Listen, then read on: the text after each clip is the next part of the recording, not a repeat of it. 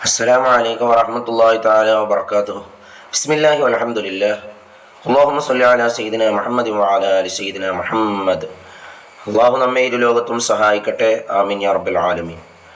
عن أبي هريرة رضي الله عنه قال جاء أعمى إلى رسول الله صلى الله عليه وسلم فقال إنه ليس لي قائد يقودني إلى الصلاة فسأله أن يرخص له أن يصلي في بيته فأذن له فلما ولى دعاه قال له أتسمع النداء بالصلاة قال نعم قال فأجب.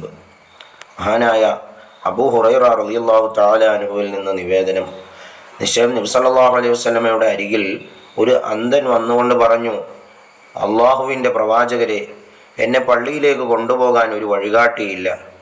അതിനാൽ അങ്ങ് എനിക്ക് വീട്ടിൽ വെച്ച് നിസ്കാരം നിർവഹിക്കാൻ ഇളവ് അനുവദിക്കുമോ? ഹബീബ് നബി സല്ലല്ലാഹു അലൈഹി വസല്ലമ തങ്ങൾ അദ്ദേഹത്തിന് ഇളവ് അനുവദിക്കുകയുണ്ടായി.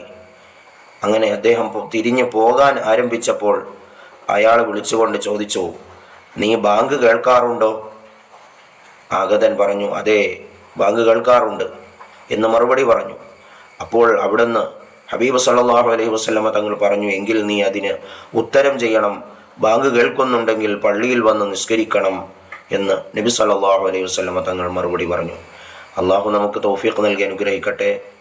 സല്ലല്ലാഹു അലാ ഖൈരി ഖൽഖിഹി സയ്യിദിനാ മുഹമ്മദിൻ വഅലാ ആലിഹി വസഹ്ബിഹി അജ്മഈൻ. വസ്സലാമു അലൈക്കും വറഹ്മത്തുള്ളാഹി തആല വബറകാതുഹു.